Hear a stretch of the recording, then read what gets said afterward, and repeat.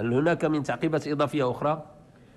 تفضلوا السيدة النائبة المحترمة من فريق العدالة والتنمية. رئيس السيد الوزير، غير هو في إطار العدالة المجالية التي تنتهجها هذه الحكومة في برمجة المشاريع ما بين مختلف جهات المملكة.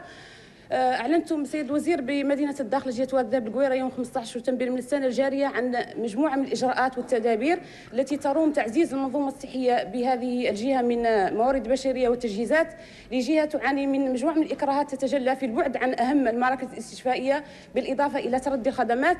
نحن سيد الوزير نثمن هذه الإجراءات، ولكن نلتمس منكم سيد الوزير التسريع بهذه تنزيل هذه التجهيزات، خصوصا اقتناء تجهيزات جهاز سكانر والأدوات المتعلقة بالمستعجلات. وشكرا لكم. فيما يخص أقاليمنا الجنوبية العزيزة، باش نذكر السيدة النائبة المحترمة أنه الوفد اللي كان رافقني خلال الزيارة غادي يرجع من دابا بالضبط 14 يوم باش غيقوم بالزيارة باش يوصل الإجراءات وتفعيل ذاك التدابير اللي خذيناها في عين المكان. شكرا لكم السيدات والسادة النواب المحترمين.